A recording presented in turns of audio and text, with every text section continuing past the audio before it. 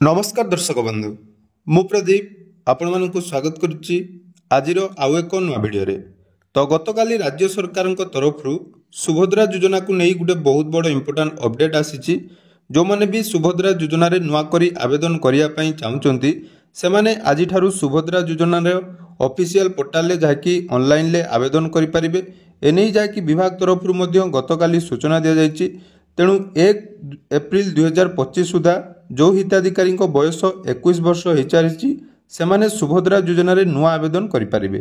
तो गतकाली ए विषय में मुझे डिटेल्स वीडियो आपण सहित शेयर करी से बहु जनकर कमेंट थिला जे वर्तमान जो नुआ आवेदन हम तार फॉर्म आपण मैंने केमिति पाइबे एवं जो आवेदन सेटा आपण मैंने निज मोबाइल करें कि नहीं ता सहित सबुठारो इंपोर्टाट अपडेट रही जो मैंने सीएससी वीएलई रही पूर्वर सुभद्रा योजना ऑनलाइन ले हिताधिकारी मानकर आवेदन बा रजिस्ट्रेशन करुथिले से माने वर्तमान जहाँकि निजर आईडी जदि लॉगिन करुथिबे आपण माने देखिथिबे जे आपण मानकर आईडी इनवैलिड बोली शो करुची तो सेमानकर आईडी केमिति होबो एवं फॉर्म जोटा रहिबो सेटा पुराना फॉर्म कि नुआ फॉर्म मिलिबो से विषय संपूर्ण डिटेल्स आज ये वीडियो रे जानिबा।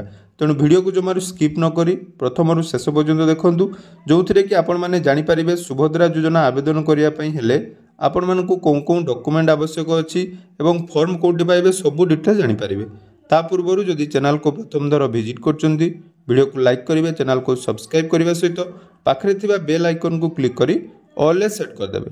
तो देखंतु सुभद्रा योजनार जो ऑनलाइन आवेदन आज आरंभ होबो तो सर्वप्रथमे कही रखी जो आवेदन आपण मानकर होबो सेटा आपण माने सेल्फ रजिस्ट्रेशन करि परिबे नाही यह केवल आपण मानकर सीएससी सेंटर एवं मो सेवा केन्द्र रे जोटा कि आरंभ होबो।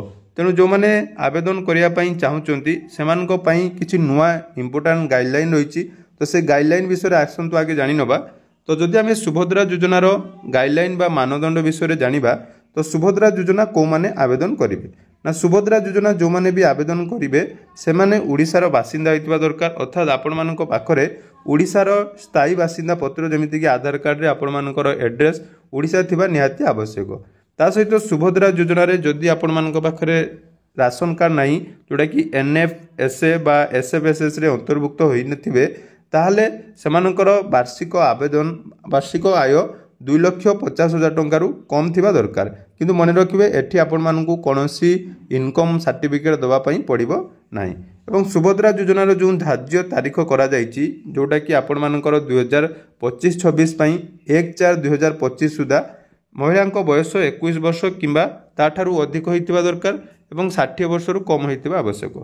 तेणु आवेदनकारी जन्म तारीख 2/4/1965 टू आरंभ करी 1/4/2004 मध्य होइतिबा आवश्यक। एटा मध्य आपण माने मन रखिबे जे को माने आवेदन करिवे ना जो मानकर बयस बा जन्म तारीख 2 एप्रिल 1965 रु 1 एप्रिल 2004 मध्य होइतिबा आवश्यक। एवं 2025-26 पई जदि जड़े महिला 1/4/2025 रे 21 वर्ष हेबे तेबे योजना अवधिर अवशिष्ट वर्ष गुड़िक वार्षिक 10,000 टंका प्रदान करा जिवो। सेहीपरि जो महिला माने 31/3/2025 रे 60 वर्ष पूर्ण करिवे सेमानंकु एथिरे जाकी सुभद्रा योजनार लाभ मिलिबो नाही। एटा गला आपण मानकर जो माने आवेदन करिवे सेमानक विषय डिटेल्स जे आपण मानकर बयस सीमा केते हेइथिबा दरकार। या पर जदि हम देखिबा जे एठी जो सुभद्रा योजनार योग्यता मानदंड विषय आम आलोचना कले ता भीतर विभिन्न कारण पई आपण माने सुभद्रा योजना पई आवेदन कले मध्य आपण मानकु मिलिबो नाही।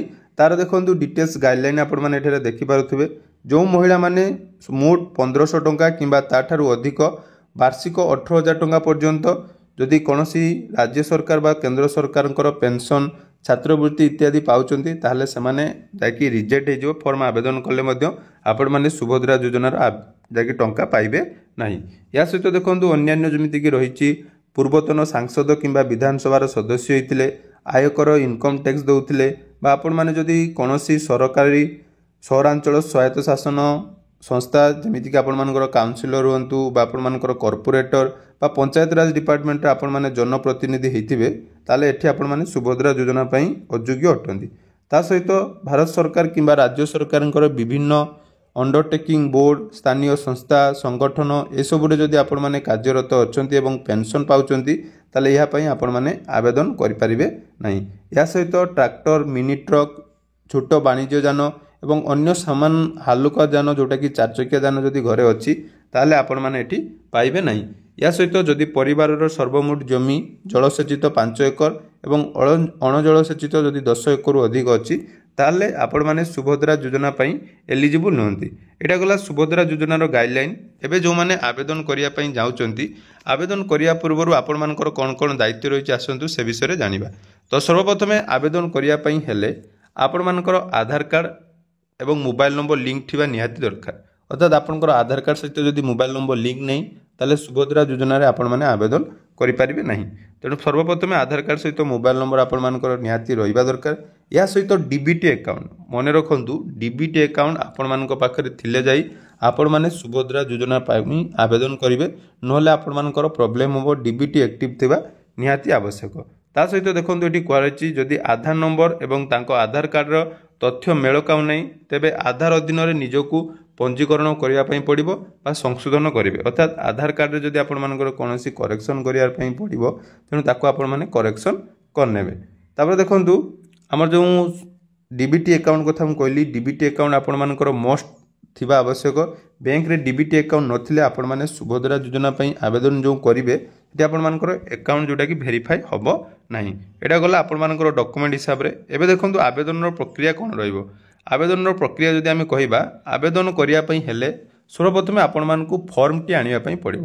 ଏବଂ ଦେଖନ୍ତୁ ବହୁତ ଜଣ କମେଣ୍ଟ କରିଥିଲେ ଯେ ପୁରୁଣା ଫର୍ମ ଯେଉଁଟା ଅଛି ସେଇ ଫର୍ମରେ ଦିଆଯିବ, କିନ୍ତୁ ଯେଉଁଟାକି ଆମର ଅପଡ଼େଟ୍ ଅଛି ଆପଣମାନଙ୍କୁ ଆଜି କିଛି ନୂଆ ଫର୍ମ ଆସିବ। ଅର୍ଥାତ୍ ସେଇ ଫର୍ମ ରହିବ କିନ୍ତୁ ତାର ନୂଆ ଭର୍ସନ୍ ଆପଣମାନଙ୍କୁ PDF ପ୍ରଦାନ କରାଯିବ।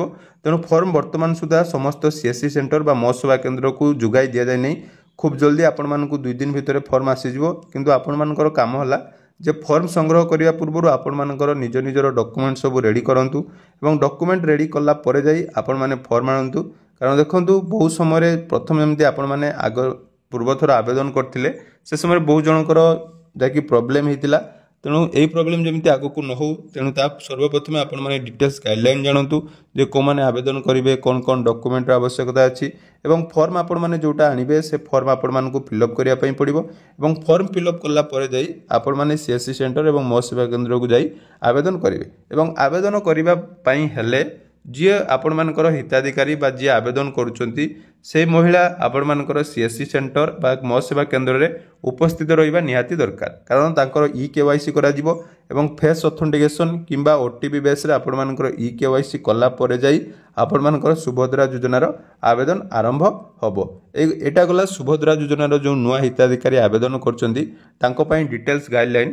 ଏବେ ଆସନ୍ତୁ ଯେଉଁମାନେ CSC VLE ଅଛନ୍ତି ସେମାନଙ୍କର ମଧ୍ୟ ବହୁତ ସାରା କମେଣ୍ଟ ଥିଲା ଯେ ଆମର ଲଗ୍ଇନ୍ ବର୍ତ୍ତମାନ ହେଉନାହିଁ, କ'ଣ ପାଇଁ ଲଗ୍ଇନ୍ ହେଉନାହିଁ ସେ ବିଷୟରେ ମଧ୍ୟ ମୁଁ ଆପଣମାନଙ୍କୁ ଅପଡ଼େଟ୍ ଦେଇଦେଉଛି ଯେ ବର୍ତ୍ତମାନ ସୁଦ୍ଧା ସୁଭଦ୍ରା ପୋର୍ଟାଲରେ ଯେଉଁ ଆବେଦନ ପାଇଁ ପୂର୍ବରୁ ଯେଉଁମାନେ ରେଜିଷ୍ଟ୍ରେସନ୍ କରିଥିଲେ ବା ଯେଉଁ VLE ମାନେ ସୁଭଦ୍ରା ପାଇଁ ତାଙ୍କୁ ID ମିଳିଥିଲା ବର୍ତ୍ତମାନ ସେ ID ଗୁଡ଼ିକ ଭେରିଫାଏ ହେଇନାହିଁ। ପୁଣି ଥରେ ଆପଣମାନଙ୍କୁ ଆଜି ସନ୍ଧ୍ୟା ସୁଦ୍ଧା ଯେଉଁଟାକି ID ଭେରିଫାଏ ହେଇଯିବ ଏବଂ ଆପଣମାନଙ୍କର ଯେଉଁ ରହିଛନ୍ତି ଡିଷ୍ଟ୍ରିକ୍ଟ କୋଅର୍ଡ଼ିନେଟର ସେ ଆପଣମାନଙ୍କୁ ନିହାତି ଏ ବିଷୟରେ ଅପଡ଼େଟ୍ ଦେଇଦେବେ।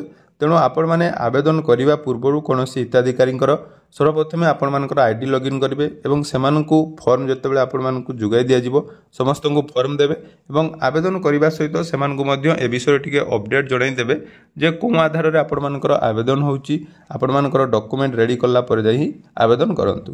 ତେଣୁ ଏହା ଥିଲା ସୁଭଦ୍ରା ଯୋଜନାର ପୁରା ଡିଟେଲ୍ସ ଗାଇଡ଼ଲାଇନ୍। ଯଦି ଆପଣମାନେ ଭିଡ଼ିଓଟି ପ୍ରଥମରୁ ଶେଷ ଯାଏଁ ଦେଖିଥିବେ ଆଶା କରୁଛି ଆପଣମାନଙ୍କର ସମସ୍ତ ଡାଉଟ୍ କ୍ଲିୟର ହେଇଥିବ। ତେଣୁ ଯେଉଁ VLE ମାନେ ବି ଡିଟେଲ୍ସ ଜାଣିବା ପାଇଁ ଚାହୁଁଛନ୍ତି ଡେସ୍କ୍ରିପ୍ସନ୍ରେ ଆମ ଟେଲିଗ୍ରାମ ଚ୍ୟାନେଲର ଲିଙ୍କ୍ ଅଛି, ସେଠି ଆପଣମାନେ ଜଏନ୍ ହେଇଯିବେ। ସେମାନଙ୍କୁ ମଧ୍ୟ ଡିଟେଲ୍ସ ଅପଡ଼େଟ୍ ମୁଁ ଆପଣମାନଙ୍କୁ ଦେଇଦେବି।